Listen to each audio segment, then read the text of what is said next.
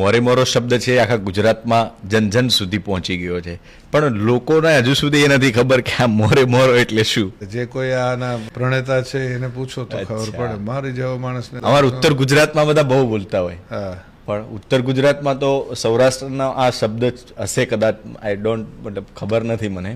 તો એ લોકોને તો બિલકુલ બધા ઘણીવાર મને પૂછતા હોય કે ભાઈ આનો મતલબ શું, કદાચ એનો અર્થ નીકાળીએ બ્રિજરાજભાઈ, જસ્ટ ફોર નોલેજની વાત છે કે શું અર્થ થતો, એમ કે આમ સામ સામે અથડાઈ જવું કે હા, શું? એટલે મોરો એટલે આ મારું મોઢું ને એ તમારું મોઢું, એટલે મોરો મોરો એવું થતું હશે કદાચ. અચ્છા, એને એવી કદાચ થતું Okay. સામ સામે એવું થતું હશે. Okay.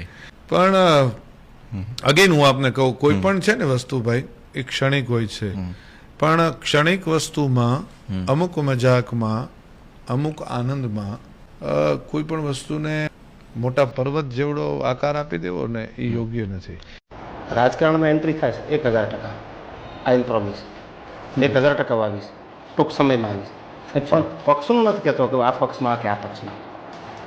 જ્યારે આવીશ ત્યારે એક નિષ્ઠાથી આવીશ, નહીં કે સત્તાની લાલચે કે નહીં કે પૈસાની લાલચે. પૈસા તો ઓલરેડી કુદરતે મારા પૂરતા મને આપ્યા. એ લાલચે નહીં.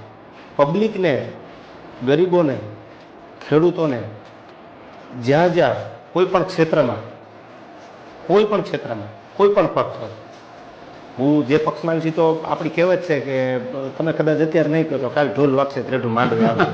આપણી ગામડાની કહેવત છે કે અત્યારે ન કહો કાંઈ નહીં, કાલે ઢોલ વાગશે એટલે માંડવી આવી જાય. એટલે તમે ઢોલ વાગે ત્યારે જ જોજો ને માંડવી ક્યાં આવે છે. એ વાત એ મુદ્દાની છે. પણ અત્યારથી હું આપને એવું નહીં જાણવું કે હું આ પક્ષમાં કે આ પક્ષમાં, પણ આવી જ રહેશે. હું ખાલી એટલું જાણવા જ રહેશે.